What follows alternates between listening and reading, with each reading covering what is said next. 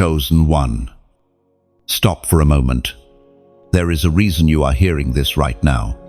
The world is loud, but heaven has silenced the noise just to whisper directly to you. This is not coincidence. This is a divine appointment.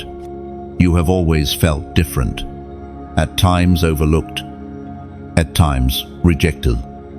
But deep down, you knew you were not like the rest.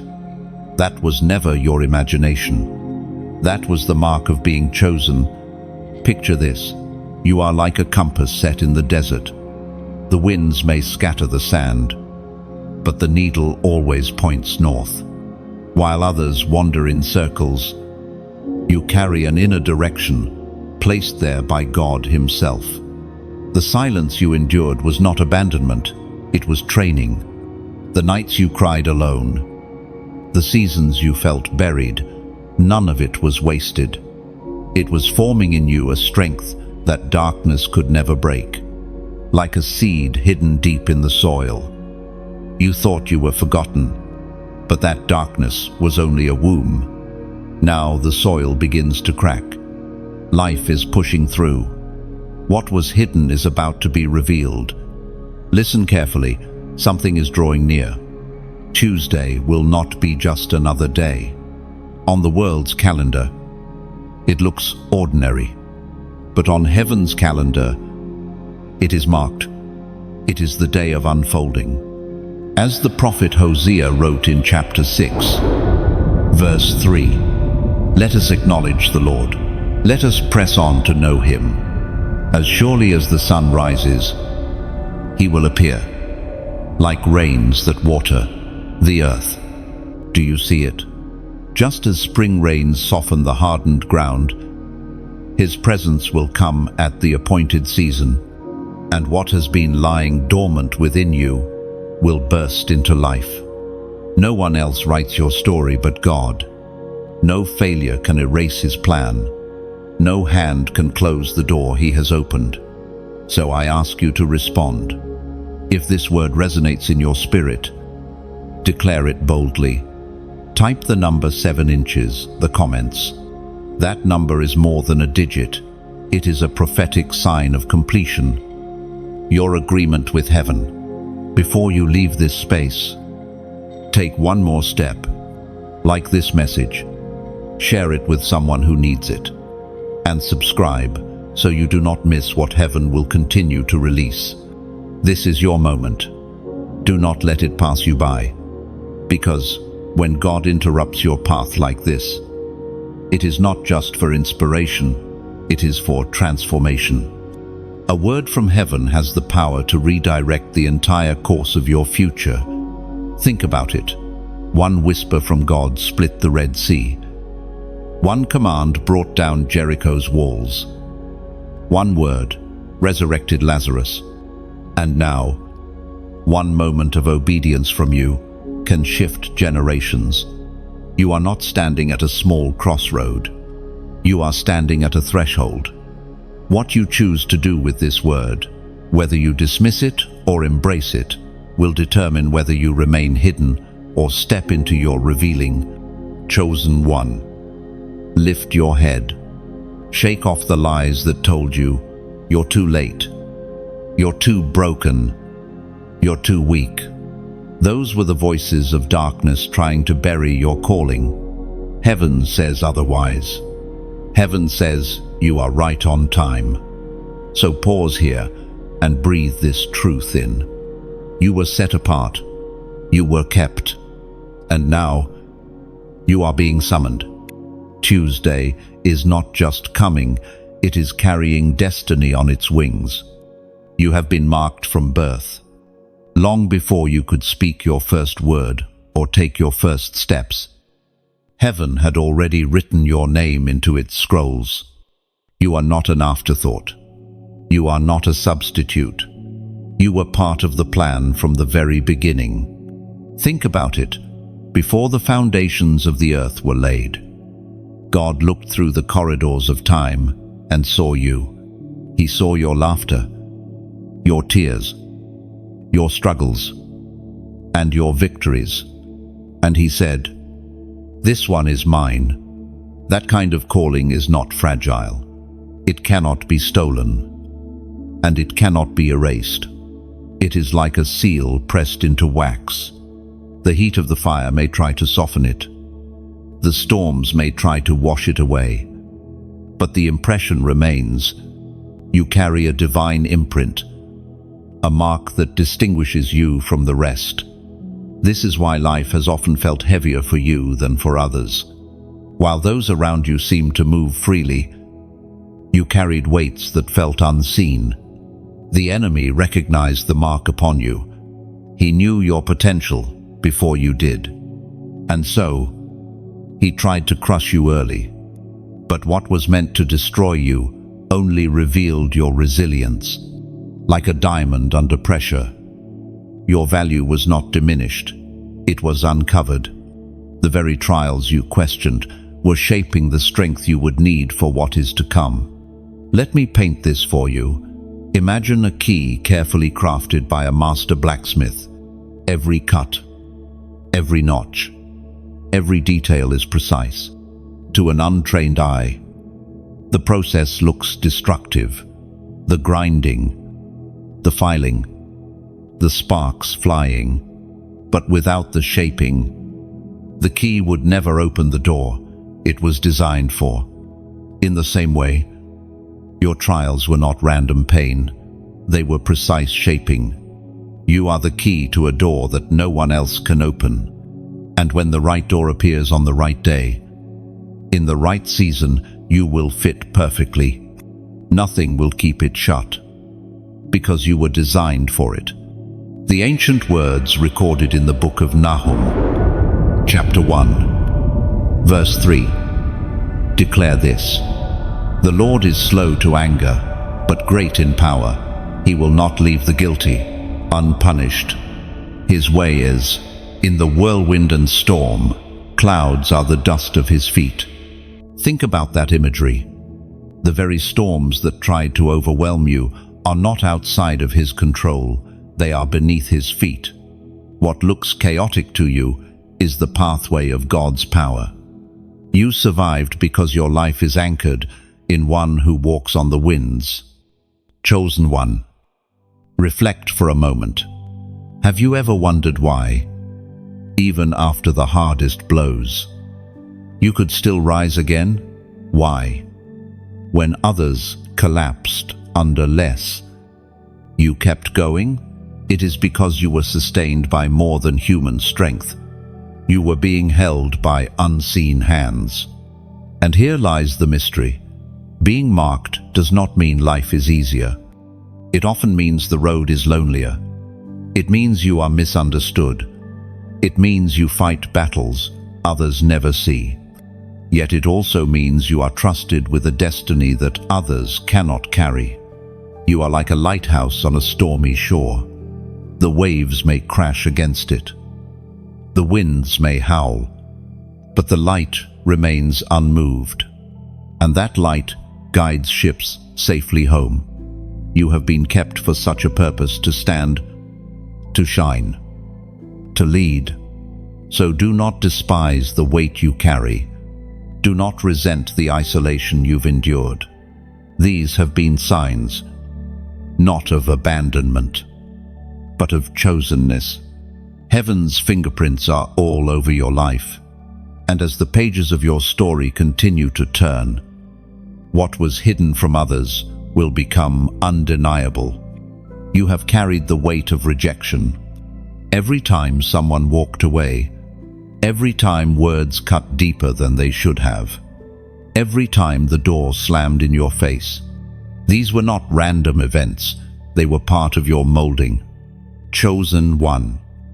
The pain you felt was real. Nights spent staring at the ceiling, asking, "Why me?" Moments where silence felt like abandonment. But what you didn't see was how rejection was rerouting you away from places that could not contain your destiny. It is like a potter working clay on the wheel. At times, he presses hard, reshaping what seems almost finished. To the clay, it feels like undoing. To the potter, It is perfecting. You were never being discarded, you were being refined for higher use. Consider the story of Joseph, sold by his brothers, thrown into prison, forgotten by men. Yet every rejection became a redirection, moving him closer to the palace where he was meant to rule. Your story carries the same pattern.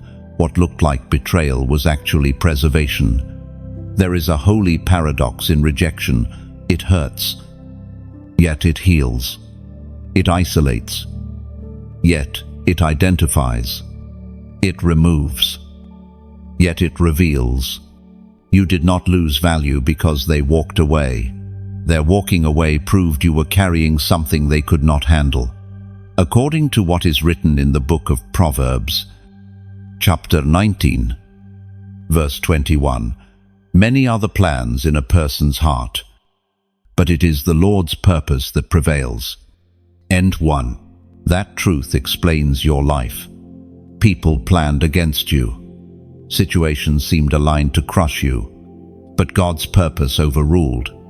Their rejection was not the final say.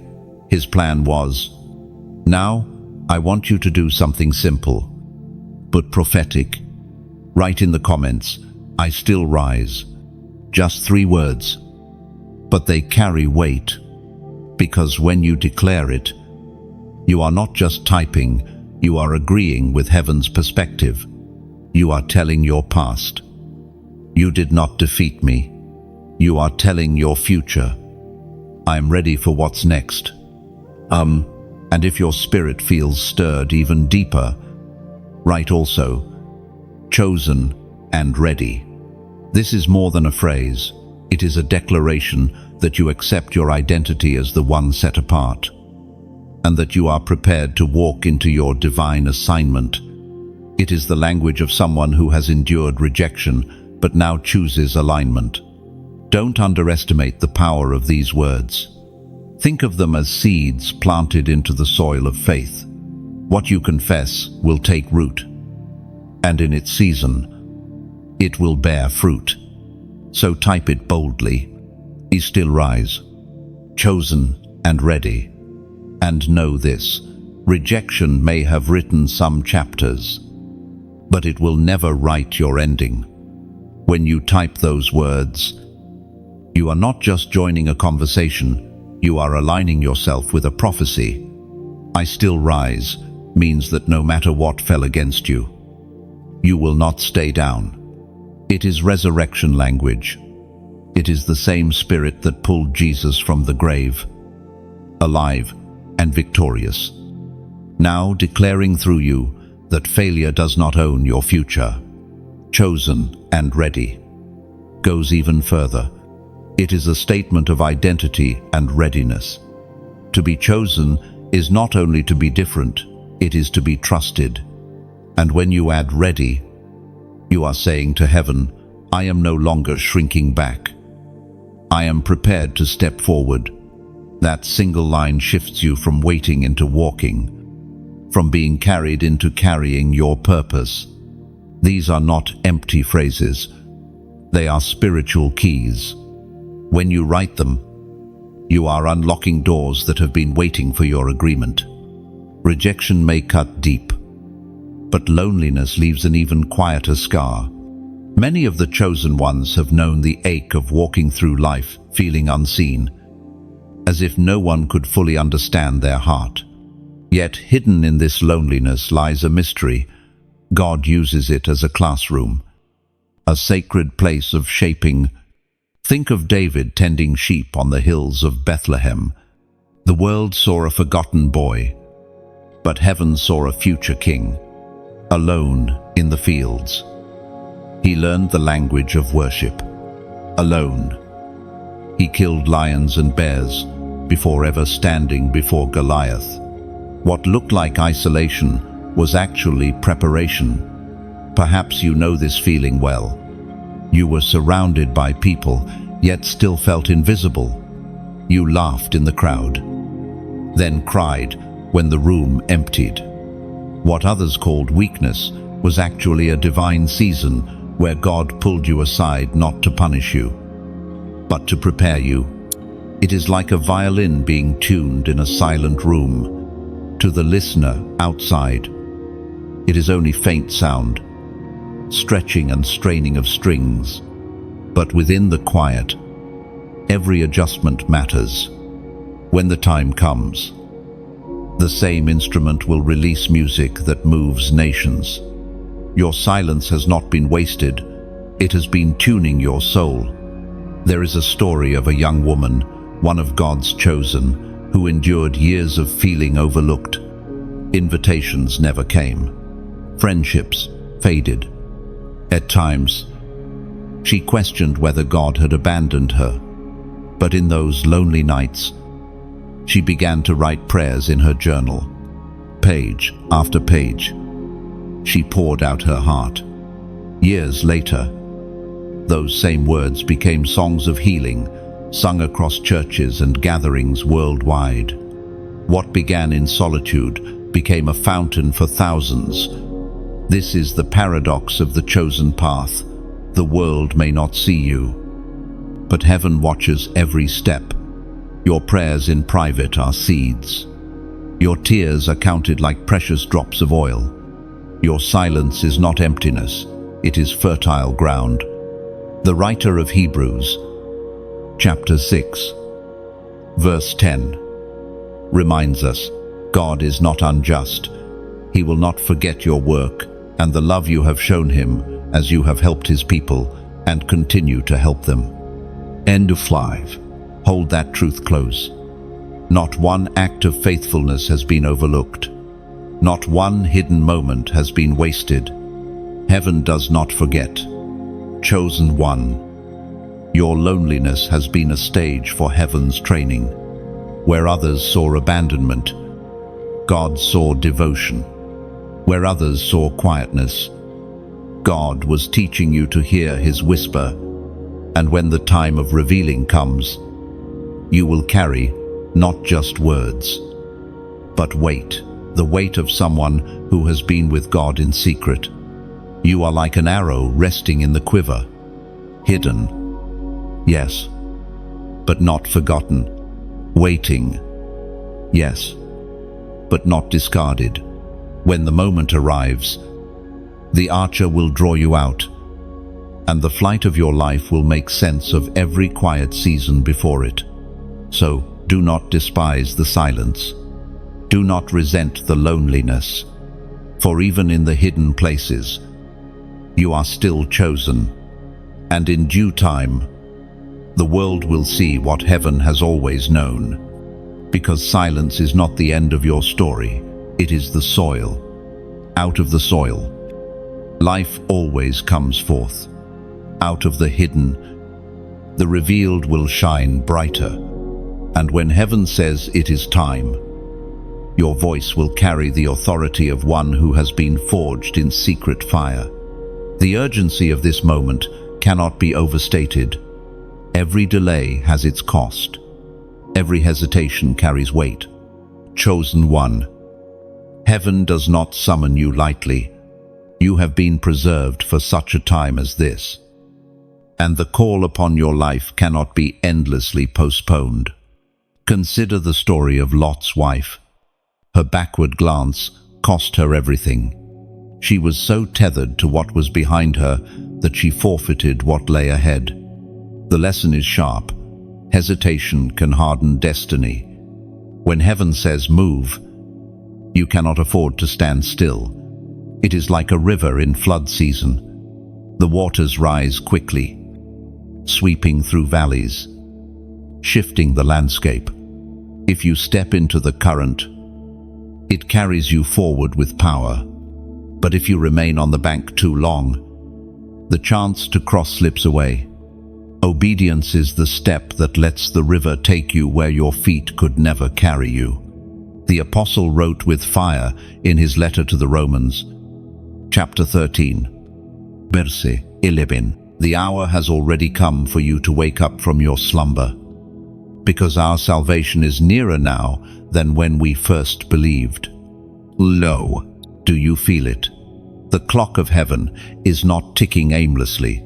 It is rushing toward appointed moments. And Tuesday is one of them. Every whisper of delay you've heard was an attempt to steal this hour from you. Every distraction was designed to make you miss the unfolding. But still, you are here, listening. That itself is proof that mercy is extending the invitation one more time. Think of a candle placed on a windowsill during the darkest night.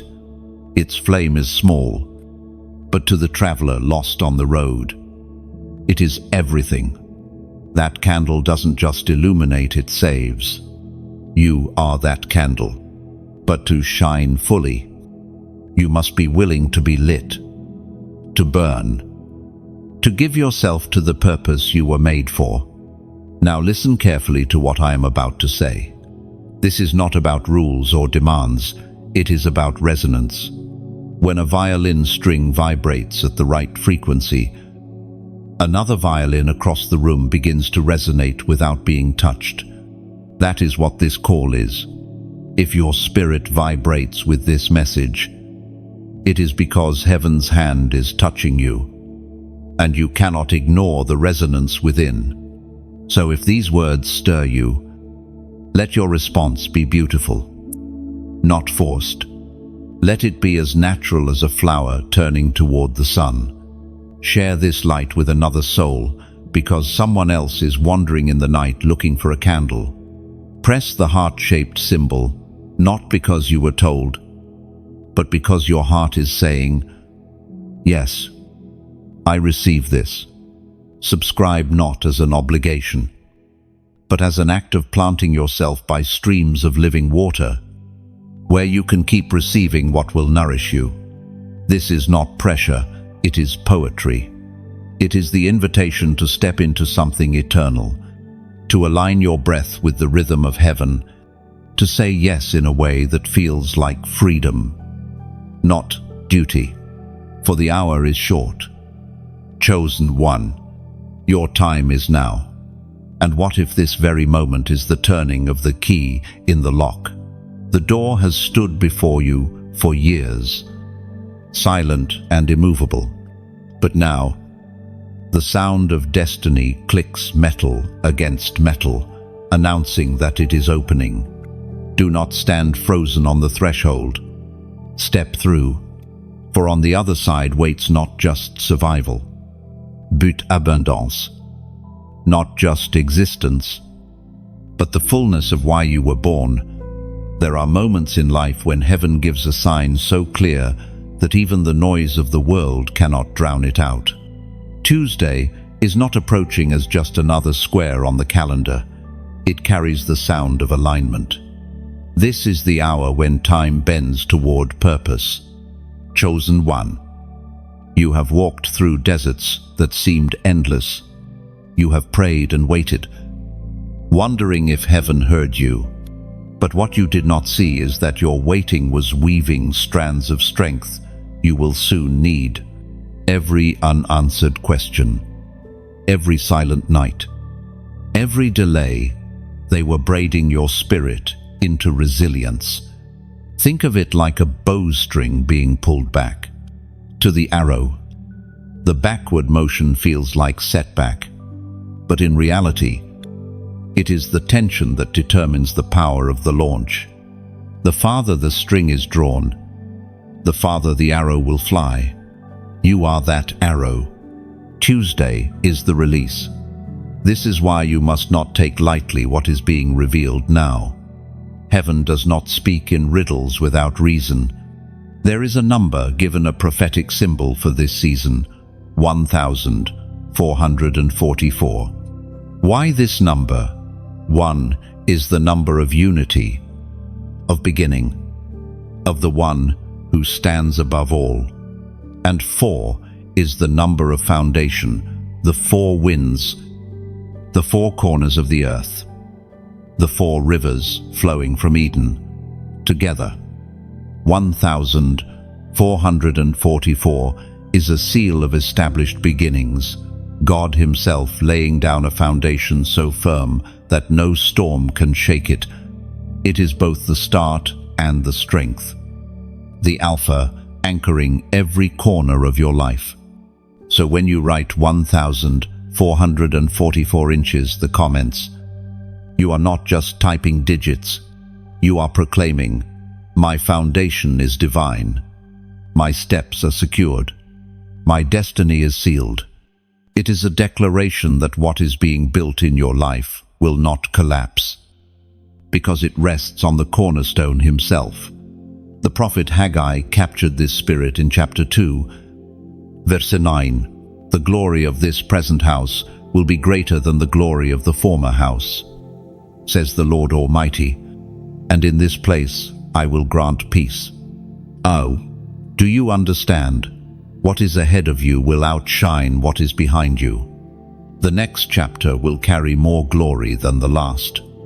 The number 1,444 is heaven's way of stamping that truth into your heart.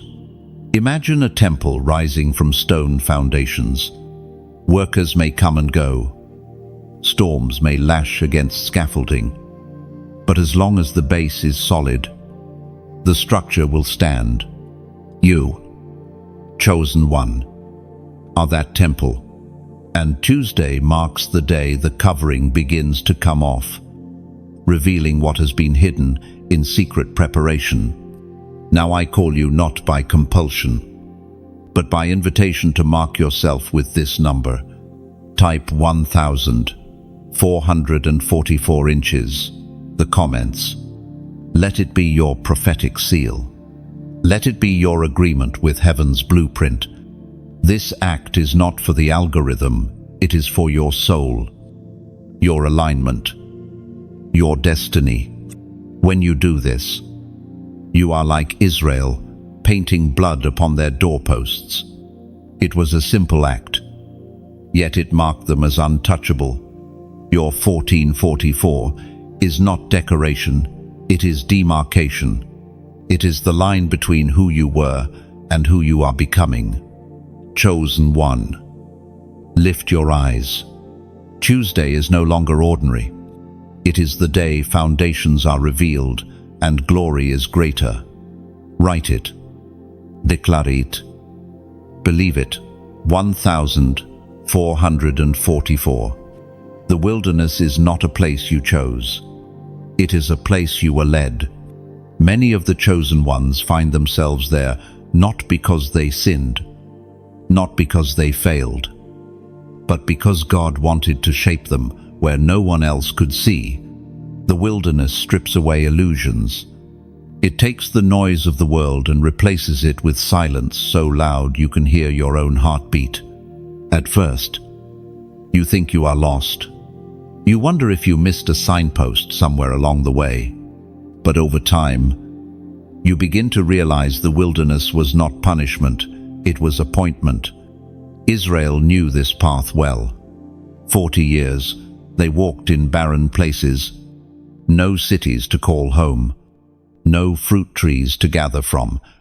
Yet every sunrise, bread fell from heaven.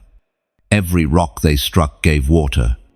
The wilderness taught them dependence, not on their own ability, but on the God who carried them. You, too, have tasted this. Doors that would not open, relationships that did not last, opportunities that slipped through your hands. At times you thought you had been abandoned. But what was really happening? You were being trained to live on bread, not baked by man and water, not drawn from earthly wells. It is like gold placed in the furnace. The flames do not create the gold, they reveal it. Impurities rise, but the core remains. Your wilderness was fire, but it was fire with purpose. The loneliness, the uncertainty, the waiting, they were pulling the lesser things away so that what is eternal could shine through. There is a story of a man who lost everything in a single year: his work, his family's support, his health. Friends abandoned him, and nights stretched long with silence. He thought it was the end, but in that wilderness, He began to open the scriptures as if for the first time. In the quiet, the words became living water. Years later, restored and strengthened, he looked back and realized the wilderness had been his rebirth. The psalmist once cried in Psalm 63, verse 1, "You, God, are my God. Earnestly I seek you. I thirst for you. My whole being longs for you. In a dry and parched land where there is no water." Owen, do you see the honesty in those words? The wilderness strips you down to thirst. And in thirst, you discover the only source that satisfies. The wilderness season is often misunderstood. To those looking in, it seems like delay. To you living in it, it feels like silence. But to God, it is sacred ground.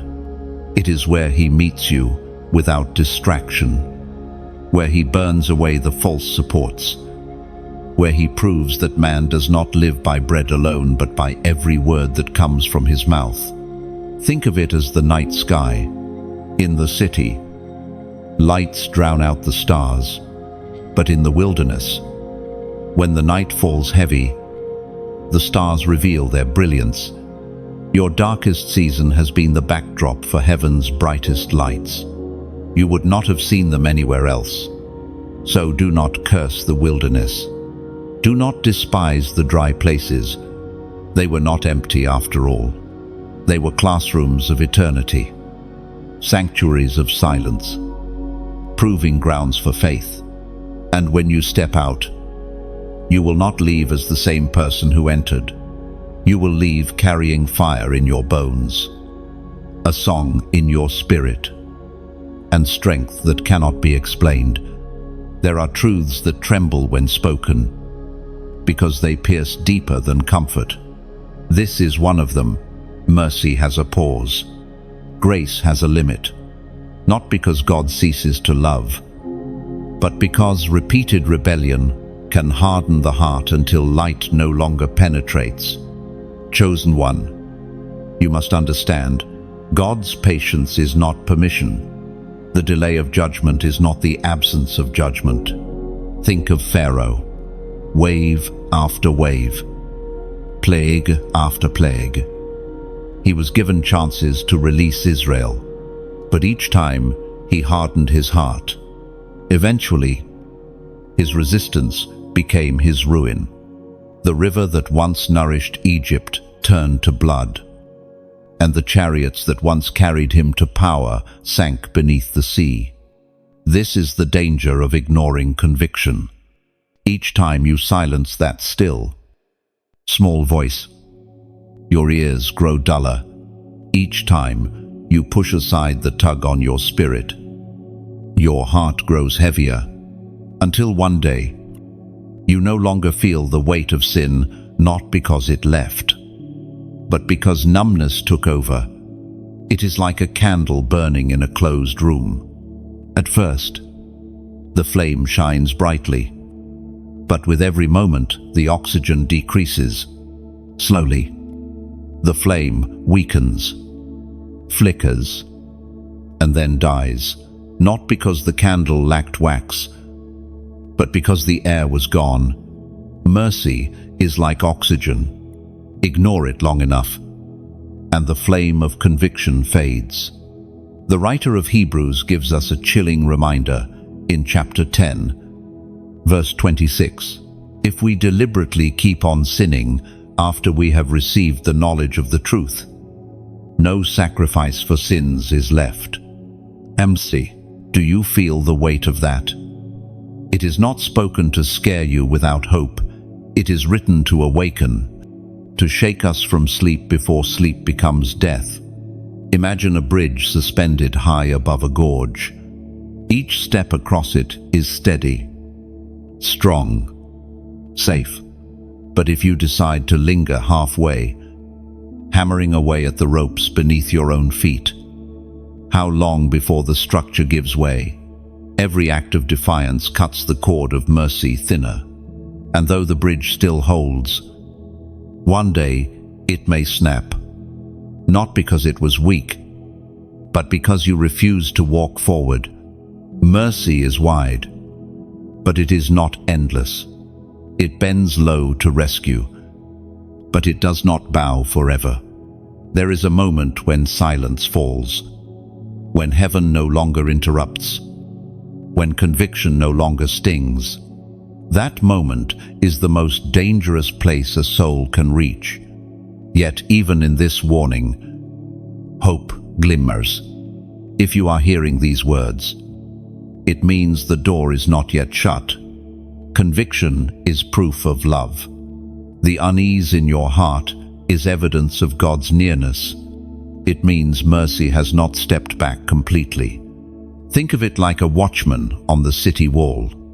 His shout in the night may jar you awake, but it saves you from the enemy at the gates. This warning is not rejection, it is rescue. So let these words settle. Do not treat them lightly, for the wilderness may strengthen, but rebellion blinds, and blindness, left unchecked, becomes chains. But today, you are not bound. You are not abandoned. You are being summoned back into light before the pause becomes silence. Take this as mercy's whisper, one last echo before the door fully closes. It is not to condemn you, but to call you, a call to awaken before the night deepens, to return before the flame dies, to step back into the path where grace still flows freely. There comes a moment when hesitation must end. You cannot remain in the valley forever, torn between two paths. The time has come to choose the crown. A crown is never stumbled upon, it is claimed. It does not rest on the head of the undecided, nor does it fall upon the one who runs from responsibility. It rests only on those who know who they are and whose they are. Think of Esther. A crown was placed upon her head, but it was more than jewelry. It was weight, responsibility, and calling. She could have remained silent, protected in the palace. Yet the moment came when silence would have cost everything. Her crown was not for comfort, but for courage. You, chosen one, are in the same place. The crown prepared for you is not ornamental, it is functional. It marks authority, responsibility, and destiny. To wear it is to declare, I will not bow to fear. I will not surrender my inheritance. I choose my place.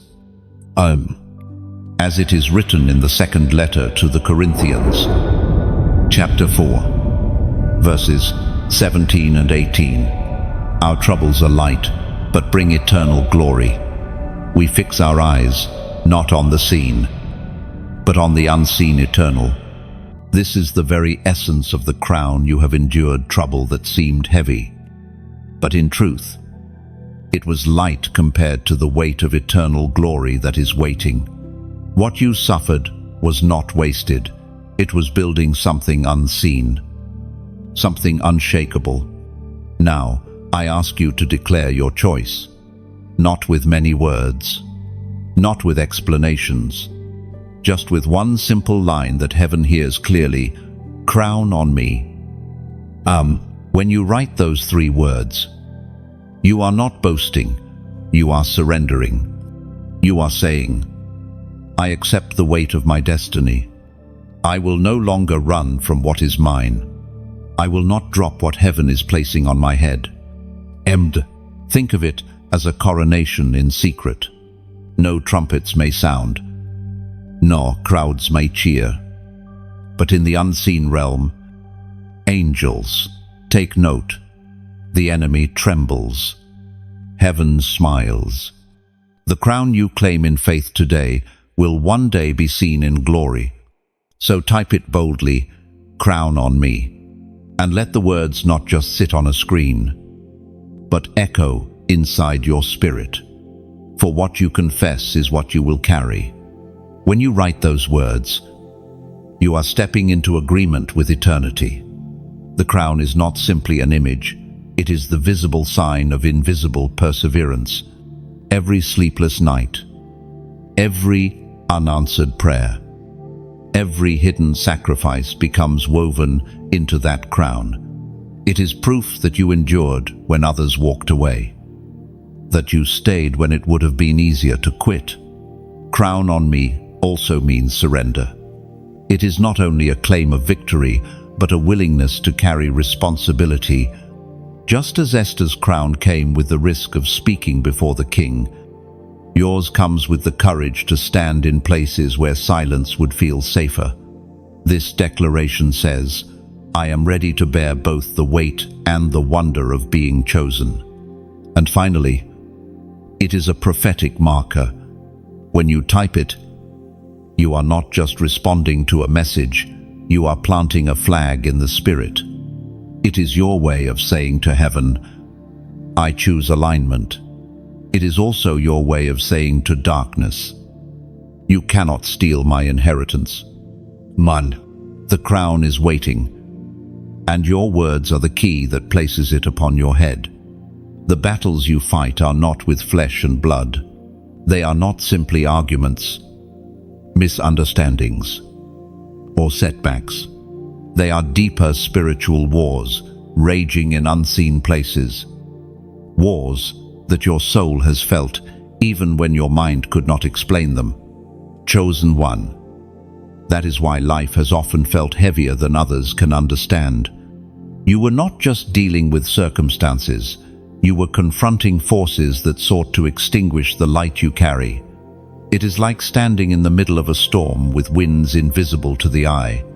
People looking from the outside see you standing still, but they do not see the gusts that push against your spirit, trying to topple you. Yet here you are, still standing, still breathing, still shining. The Apostle Paul gave us words of clarity in his letter to the Ephesians. Chapter 6, verse 13. Put on the full armor of God, so that when the day of evil comes, you may stand your ground. And after all is done, to stand. This verse unveils the truth. Your true battle is not with those who misunderstood you, rejected you, or doubted you. It is with the darkness that feared what you carry and sought to silence you before your time. Think of a soldier dressing for battle. Every piece of armor matters: the shield to deflect arrows, the helmet to guard the mind, the sword to cut through deception. Without armor, he is vulnerable, but with it, he becomes unstoppable. You too have been given armor, truth as your belt, righteousness as your breastplate, faith as your shield, salvation as your helmet, the Spirit as your sword. And yet, wearing the armor is a choice. God does not force it upon you. You must lift the shield. You must place the helmet. You must grip the sword. That choice is the line between defeat and victory. It is like a lamp waiting for oil. Without oil, it flickers and dies. With oil, it burns through the night. The lamp cannot pour oil into itself. It must be filled. But the decision to remain open, to keep the flame alive, rests with the one holding it. So let your response to this moment be as natural as light-seeking fuel. Like this message, not because you are told, but because your heart says, yes, I recognize this battle. Share it the way a soldier passes a warning down the line, ensuring others are not caught unaware. And subscribe as an act of readiness, planting yourself where you can keep receiving what will strengthen your armor for the days ahead. This is not duty, it is devotion.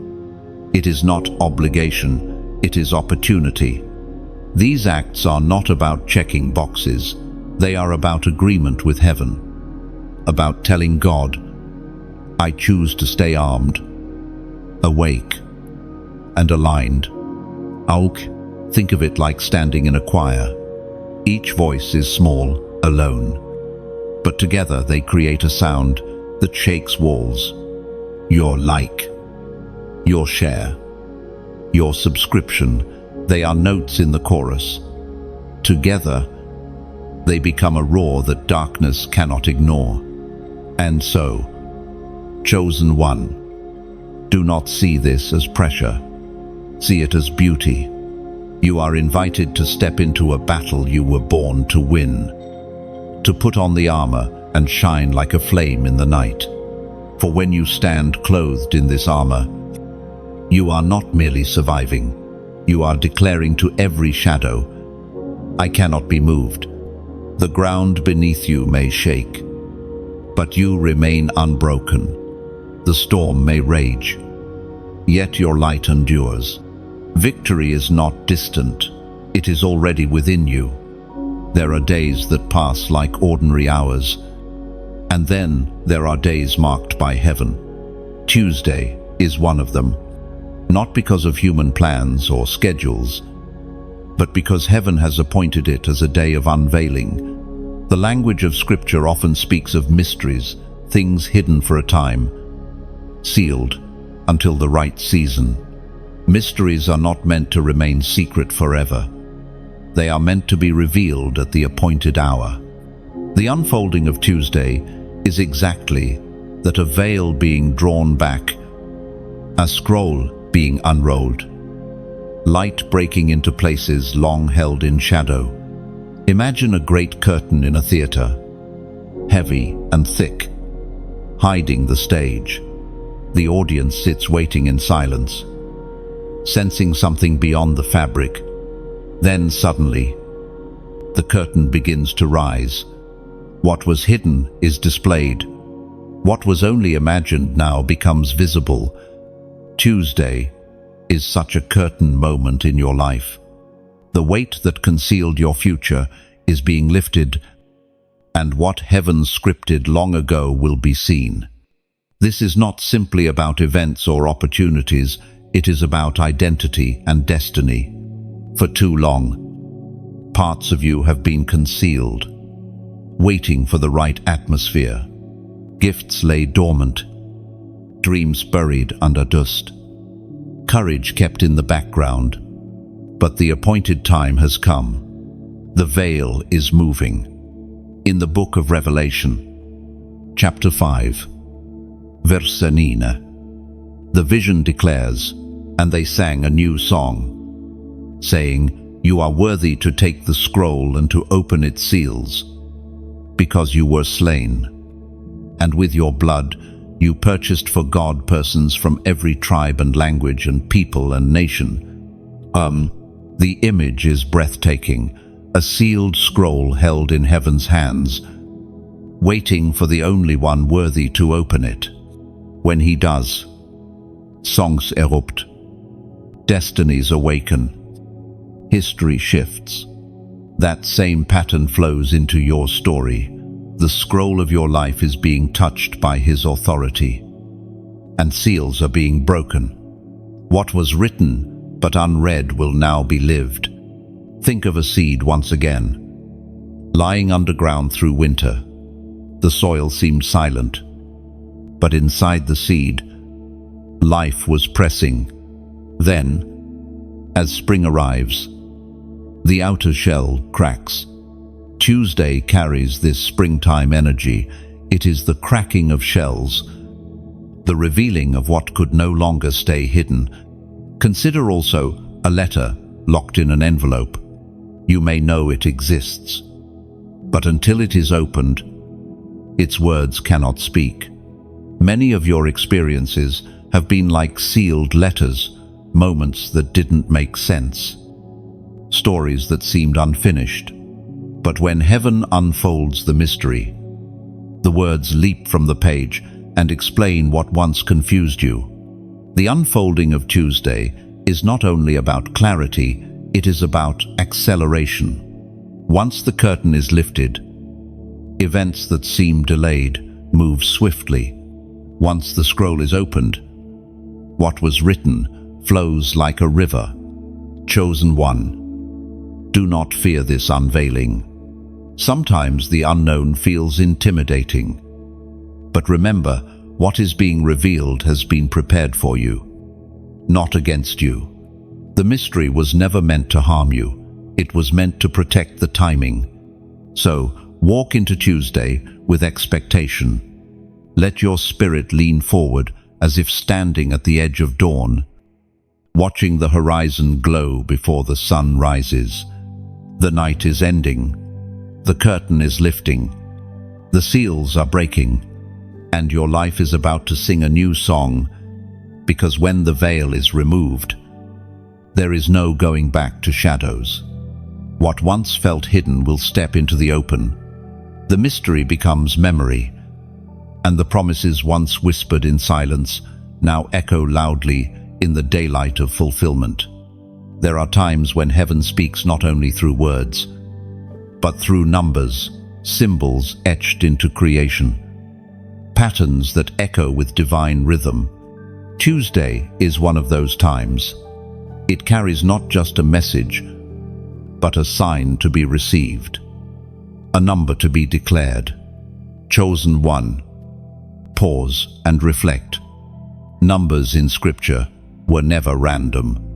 3 days in the tomb, 12 tribes of Israel, 40 days in the wilderness. Each number marked a season, a covenant, a revelation. And now, the number given to you is not for decoration, it is for alignment. The number is 5,555. Why this number? 5 is the number of grace unearned, unshakable, abundant. But when multiplied, when repeated, it becomes overflowing grace. Grace that saturates every corner of your life. 5,555 is the sign of an outpouring. Not a trickle, but a flood. Grace upon grace, until your deserts bloom again. Think of rain on parched ground. One drop refreshes, but many drops transform the land. Grass sprouts, flowers rise, rivers carve new paths. That is what 5,555 represents: waves of grace, so abundant that the dry seasons are remembered no more. The Apostle Paul wrote in Romans, chapter 5, verse 17, "For if, by the trespass of the one man, death reigned through that one man, how much more will those who receive God's abundant provision of grace and of the gift of righteousness reign in life through the one man, Jesus Christ?" Do you see it? Grace is not thin. It is abundant.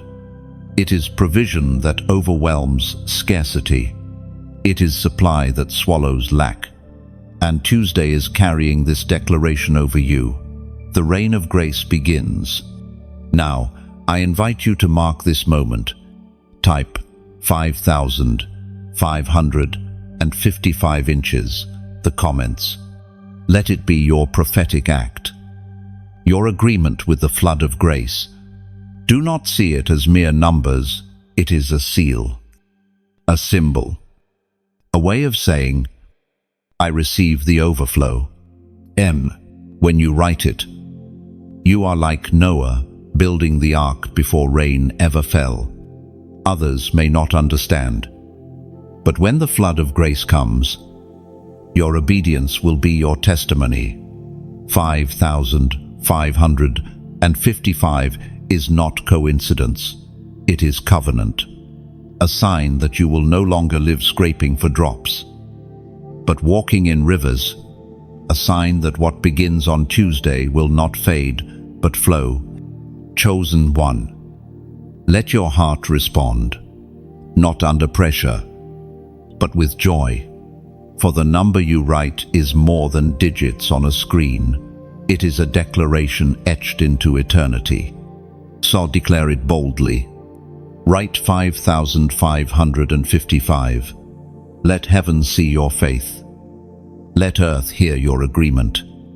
And let grace rush in like a river breaking through its banks. When you type those numbers, you are not just participating in a moment, you are anchoring yourself in a covenant. 5,555 becomes your banner, your reminder that grace is not limited to the past or to the present.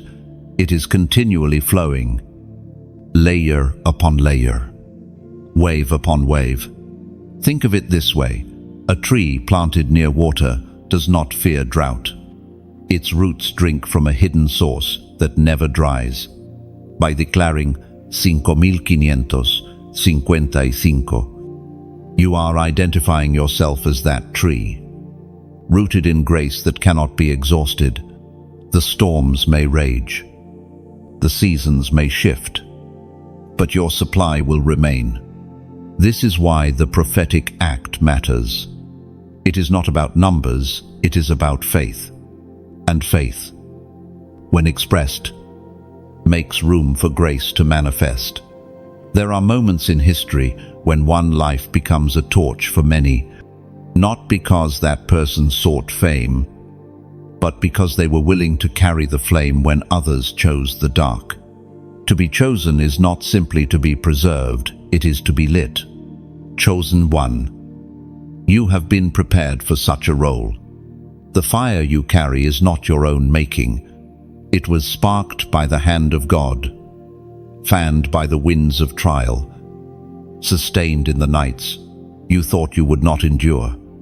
And now it burns not for yourself alone, but for those who will follow. Picture a runner in an ancient relay, holding a torch aloft. His race is not about his own finish line. It is about passing the flame to another hand. If the torch goes out, the chain is broken. But if the torch stays lit, generations are impacted. That is you. You are not running only for yourself. You are carrying light for others. There was once a man who lived quietly, unnoticed by most. He endured poverty, rejection, and years of silence. Yet he clung to faith, pouring his time into teaching a handful of children in his village. Decades later, those children became leaders, pastors, teachers who carried the word into nations. His life was not glamorous, but he was a torchbearer. His flame ignited thousands he would never see. This is the essence of the mantle. It is heavy because it matters. A mantle is not a cloak of comfort, but a weight of responsibility. Elijah's mantle did not only cover him. When it fell upon Elisha, it demanded courage, obedience, and perseverance. The mantle you carry is the same. It is not merely for warmth, but for power and continuity. The prophet Isaiah spoke of this calling in chapter 60, verse 1. Arise, shine, for your light has come, and the glory of the Lord rises upon you. Oh, do you feel the urgency in those words? Arise, shine. These are commands, not suggestions. They are the language of a torchbearer, someone who cannot afford to stay hidden when light is needed. The glory rising upon you is not for private display, it is for public illumination.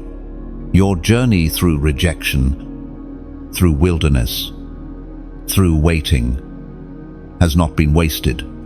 Each season has added oil to your lamp. Each tear has become fuel. Each struggle has refined your flame. And now the torch entrusted to you must be lifted high. Think of a lighthouse perched on a jagged cliff. It does not exist for itself. Its light is not for decoration. It stands through storms so that ships far out at sea may find their way home. You are that lighthouse, chosen to endure winds so that others can be guided by your glow. But here is the mystery. torches spread light by sharing it. When you ignite another, your flame does not diminish, it multiplies.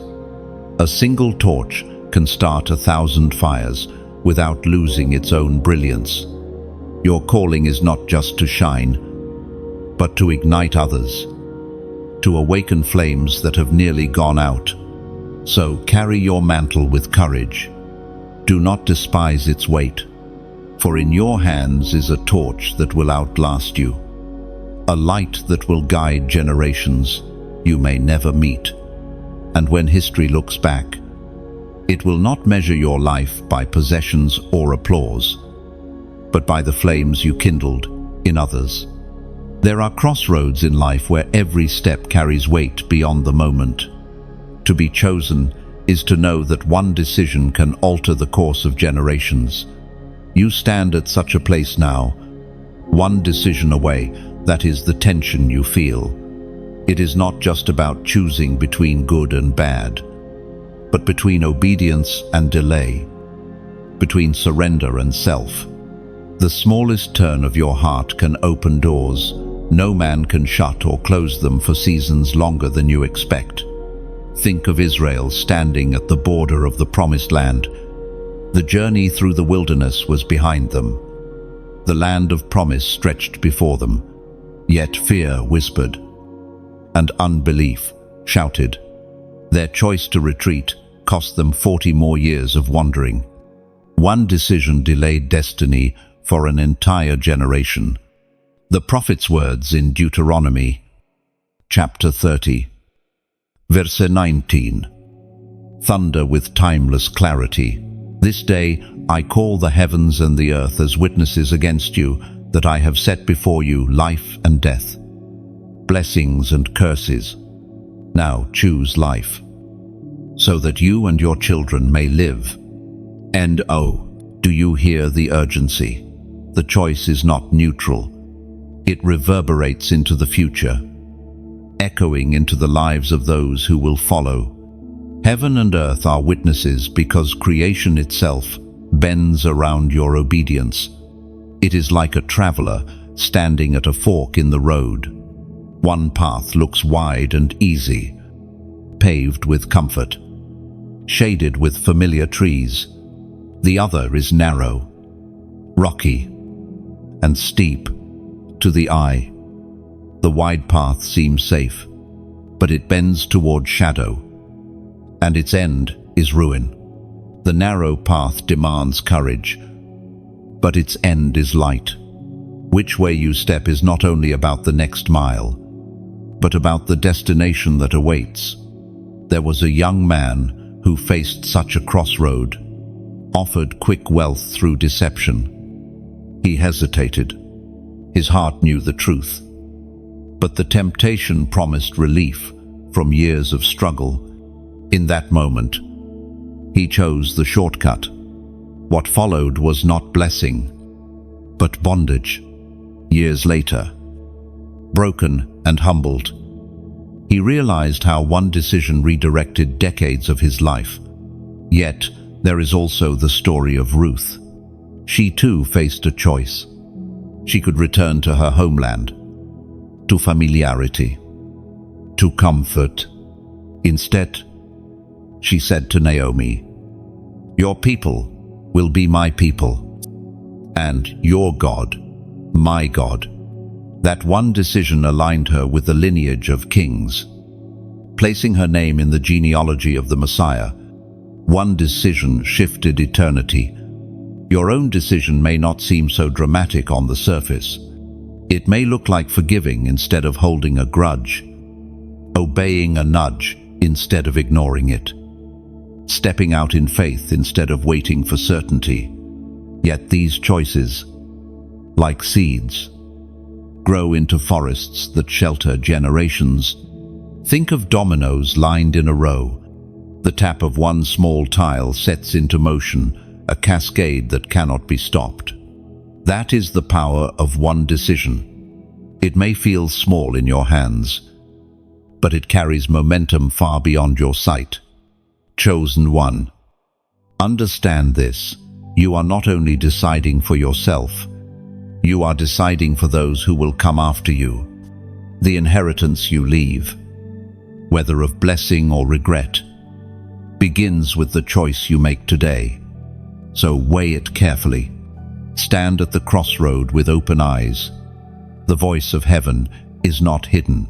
It whispers clearly, choose life.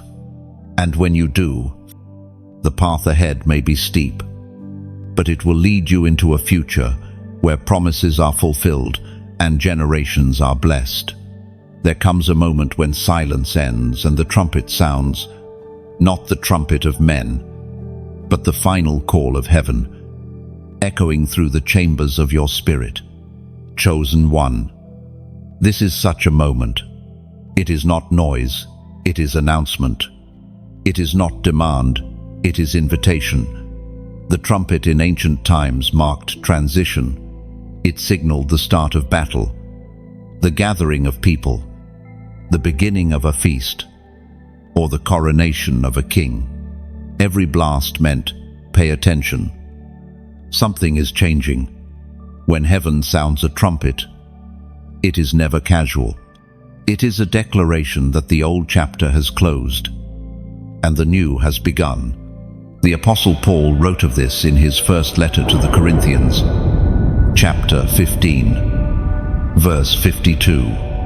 In a flash, in the twinkling of an eye, at the last trumpet, the trumpet will sound, the dead will be raised, and we will be changed.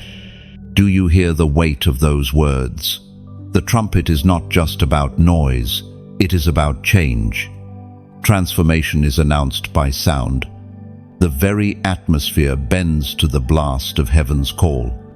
And here is the mystery. Today's trumpet is not one of final judgment, but of awakening. It is the Spirit blowing through your life, declaring, rise, move, step forward. You have heard whispers before, but this is different. It carries urgency, rhythm, and power. It is like standing in a valley at dawn. Darkness still clings to the hills, but from the distance comes a clear sound. The trumpet calls the camp to rise, to pack their tents, to move toward the promise. Those who ignore it remain behind. Those who respond step into destiny. Now, in this moment, let your response be more than silent agreement. Let it be seen, heard, and felt. Press like, not as routine, but as though you are lifting a torch in the night, signaling, I hear the trumpet. Share this message as though you are passing the horn down the line of soldiers, making sure the sound reaches every ear. And when you subscribe, let it be your way of saying, I will keep listening for the trumpet. I will not miss the next call. Oh, and one more thing. Leave your words in the comments as though you were carving them into stone tablets. Do not see it as typing on a screen. See it as chiseling a testimony into eternity. Your words become your trumpet, your answer to heaven's call. They echo louder than silence, declaring, I have heard, and I respond. For every word you write becomes like a seed scattered on holy ground. What you plant in faith today will rise tomorrow as evidence that you stood when others hesitated, that you chose to be counted when the trumpet sounded across the valley of decision. This is not about pressure. This is beauty. This is worship in action. The click of a button, the sharing of a word, the writing of a phrase, all become instruments in the orchestra of obedience. Think of a great cathedral filled with silence. Then, one by one, instruments begin to play. A violin, a trumpet, a choir. Soon the sound swells, shaking the walls. Your response is one of those notes, small alone, but together, They become the anthem of a generation. So when you act, let it be like music. Let it be like incense rising. Let it be like a trumpet echoing back to heaven. I have heard. I will not ignore. I will rise. Oh, chosen one. The trumpet has sounded. The only question is how you will answer. Resilience is the crown that trials place upon the head of the faithful. It is not handed out in times of ease. It is forged in fire, tempered in storms, and polished by tears. Chosen one, you wear that crown, though you may not always see it. Think of metal placed in a furnace. The flames roar, the heat intensifies, and the impurities rise. To the untrained eye, it looks like destruction, but to the smith, it is transformation. What emerges from the fire is not weaker, but stronger, sharper, more radiant. That is what your suffering has done. It has not reduced you. It has refined you. Every disappointment you endured, every setback you survived, every betrayal that scarred your heart was part of this refining. You may have thought those moments broke you, but they were hammering resilience into your spirit. The blows that landed against you became the rhythm of a crown being shaped. As it is written in the letter of James, chapter 5, verse 11, we count as blessed those who persevered. You have heard of Job's endurance and seen what the Lord brought about. The Lord is full of compassion and mercy. The story of Job is not one of instant relief, but of long endurance.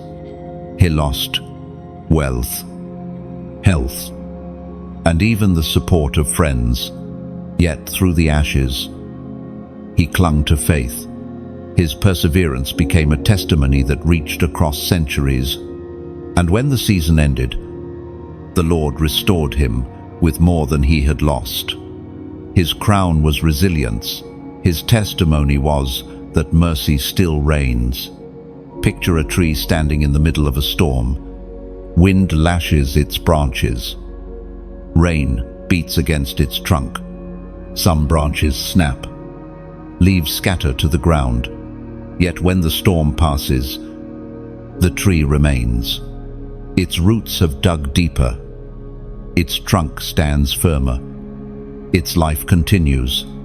That is resilience, not avoiding storms, but surviving them and growing stronger through them. There was once a woman who lost nearly everything in a short span: her health, her livelihood, her home. Many expected her to collapse, to retreat into despair. Yet in the ashes, she whispered prayers. In the silence, she sang songs no one else heard. Years later, restored and thriving, she carried a strength that inspired others who faced their own storms. Her crown was not of gold, but of resilience. Your resilience is visible even when you cannot feel it.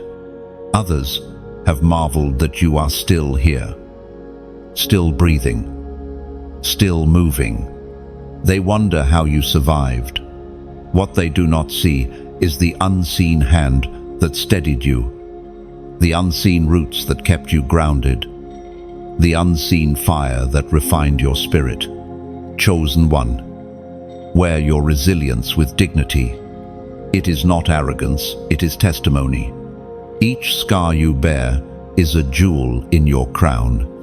Each wound that healed is a mark of survival. Each time you rose again is proof that nothing could extinguish the fire within you. Resilience is not loud. It does not need to announce itself. It shines quietly, like gold in sunlight, like a flame in darkness. It tells the world, I have been tried, and I still stand. And when the day comes for your crown to be revealed, it will glimmer with the weight of every battle you endured, every tear you shed. Every step you took when quitting would have been easier. That crown will not fade. It will shine forever. To be sealed is to be marked permanently, a sign that cannot be erased or overwritten for the chosen ones. This seal is not placed by human hands, but by heaven itself. It is the imprint of eternity pressed upon your life, declaring that you are not ordinary, that you belong to a greater story. Throughout history, seals carried weight. They confirmed ownership, guaranteed authenticity, and protected what was inside. Kings sealed letters so that no one could tamper with them. Merchants sealed cargo to mark its destination. When God seals his chosen, it is the same. Your life is authenticated, your destiny guaranteed, your future protected. Chosen one, you have walked through storms, endured wilderness, faced rejection, and carried mantles heavier than many will ever know. But through it all, you have not been broken, you have been sealed. What others tried to strip from you, heaven preserved. What darkness tried to erase, God wrote deeper. The Apostle Paul speaks of this mystery in his letter to the Ephesians, chapter 1, verse 13. And you also were included in Christ when you heard the message of truth, the gospel of your salvation. When you believed, you were marked in him with a seal, the promised Holy Spirit. Emdo.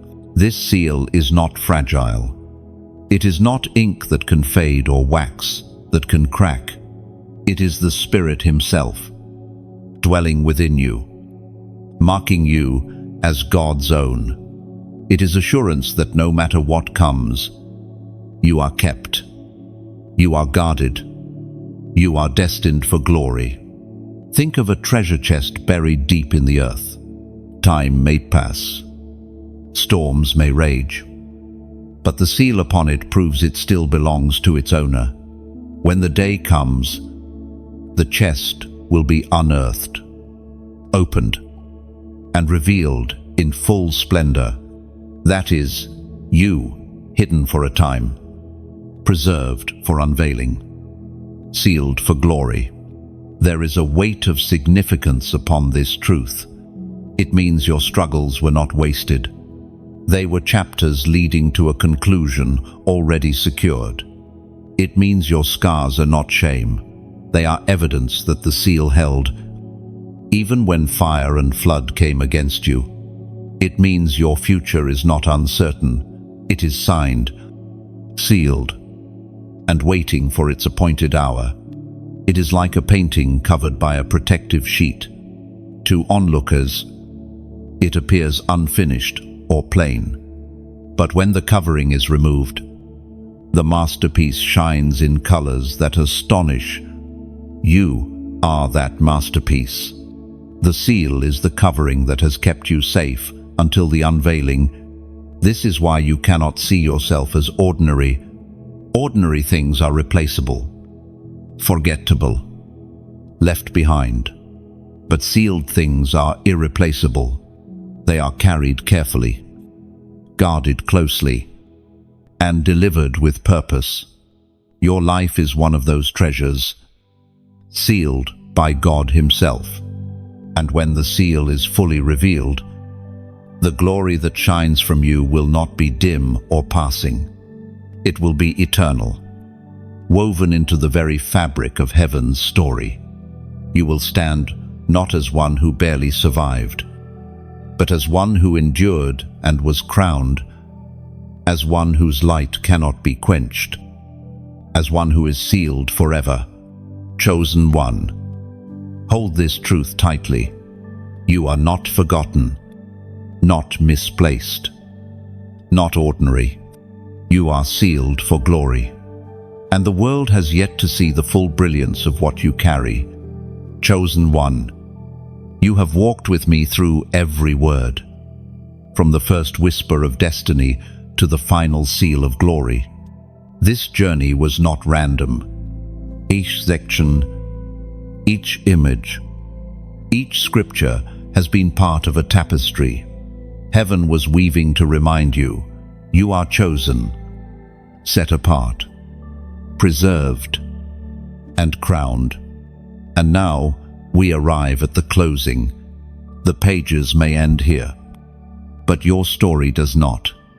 Tuesday is not just a day on the calendar, it is the threshold of a new season. What was hidden is unfolding. What was delayed is being released. What was sealed is being revealed. Think of a lantern carried through the night.